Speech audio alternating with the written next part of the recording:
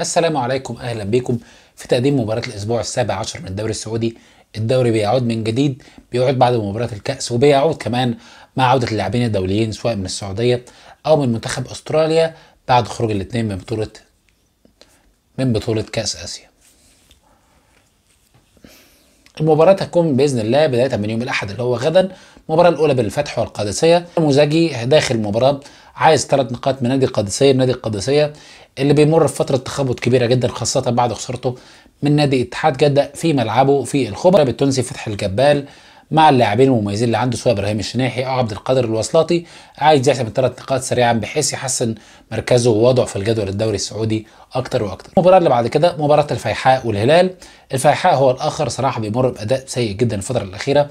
الخساره الكبيره اللي خسرها من النصر في بطوله الكاس في المجمعه بسداسيه رقم كبير جدا صراحه على نادي الفيحاء، رقم كبير لفريق بيقدم اداء مميز جدا. المدرب الصربي المسلم، فيعني الامور بالنسبه لهم الفتره الاخيره سيئه على الاطلاق صراحه، حتى بعد رحيل كمان روني فرنانديز المهاجم المميز جدا هداف الدوري الموسم الماضي الى الدوري الاماراتي مع النصر الاماراتي، ونهايه اعاره المهاجم عبد الرحمن اليامي. على الجانب الاخر نادي الهلال بالرغم من الغيابات اللي عنده الدوليه، بالرغم من الاصابات، ماشي بخطى ثابته الفتره الاخيره وبيقدم اداء مميز جدا مع خيسوس. حتى لو كان في بعض المباريات الفريق كان بيتاخر، في بعض المباريات الفريق كان بيقدم اداء نوعا ما في بدايه المباراه بالاداء مش كويس قوي، لكن بيقدر يعود في النهايه. دايما بيقدر يفرض شخصيته، شخصيه البطل، سواء بالتعادل او بالفوز. بقى على مباراه يوم الاثنين الباطن والفيصلي، في رايي مباراه متكافئه 50-50.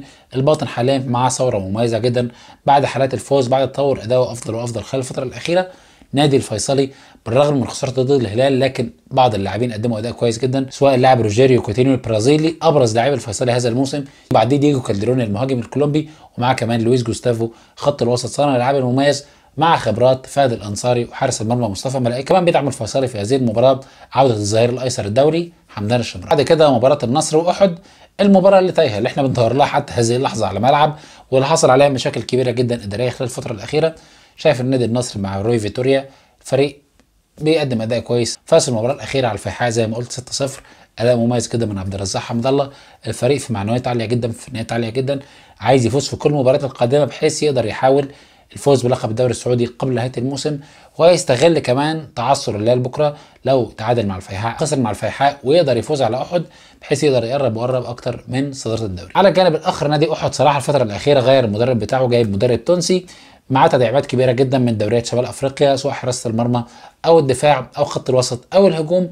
بيحاول ان هو يجمع اكبر عدد من النقاط عشان يحاول يحسم اموره ويحاول يكمل في الدوري السعودي، لكن في رايي الامر صعب جدا.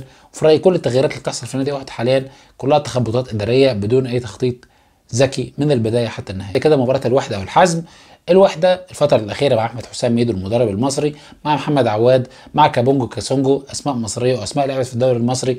الفريق بيقدم اداء كويس جدا، معنوياتهم عاليه جدا في ظل الاهداف اللي بتيجي دايما في الاوقات الاخيره وفي اللحظات الاخيره، ودي اللي بتخلي المعنويات تزيد اكتر واكتر، اللي احنا بنقاتل حتى النهايه، اللي احنا عندنا دايما فرصه حتى النهايه. في مباراه الاهلي في الكاس، في مباراه الاهلي في الدوري، في مباراه الفتح في الدوري، الفريق ماشي بشكل كويس جدا. معنويات اكتر من الفنيات، لكن معنويات بتدفع النادي الوحده دايما في كل مباراه، مع لاعب زي ماركوس جوليرمي بالسرعات، مع لاعب زي روميلو اوتيرو بالضربات الحره زي ركلات جزاء بالنسبه له.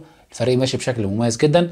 على الجانب الاخر نادي الحزم بيستغل عوده محمد الصيعري المهاجم المميز جدا اللي ما خدش فرصته صراحه في كاس اسيا مع بيتزي، لكن الصيعري اللي سجل 44% من اهداف الحزم خلال الموسم الحالي قادر ان هو يعمل شيء مع الحزم في هذه المباراه، وعلى الاقل يخطف هدف او هدفين يحسنوا من وضع الحزم في المباراه ويخلوا ال3 نقط معاه. نختم مباراه يوم الاثنين بمباراه قويه جدا ضد التعاون والاهلي.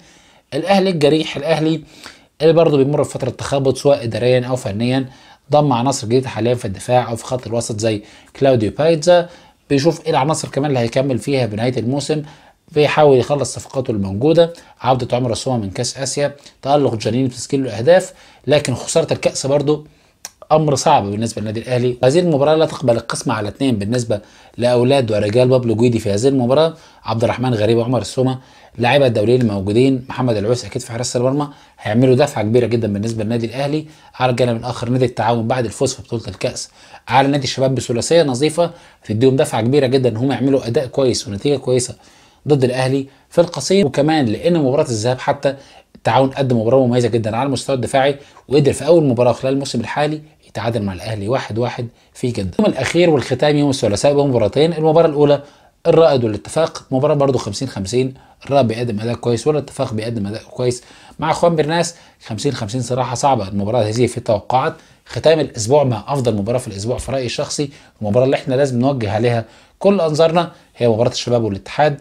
الشباب اداء مميز جدا طوال الموسم الحالي، الا المباراه الاخيره صراحه ضد التعاون خساره 3-0، خساره مهمه جدا بالنسبه لنادي الشباب. او كاب كول او الارم او تنبيه بالنسبه لليث، بالنسبه لماريوس سوموديكا، ان هو يحاول يغير من تكتيكه، او مش هقول لك يغير من تكتيكه، يقتنع ان في بعض اللاعبين مش قادره ان هي تقدر تاخد مباراه كامله، او في بعض الاسماء اللي هي ممكن بس تاخد 30 دقيقه 40 دقيقه تكون اوراق بالنسبه لك في الشوط الثاني.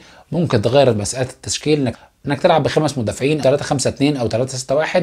ممكن التغيير ده او ممكن التكتيك ده يتغير سواء بتلعب في ملعبك او خارج ملعبك.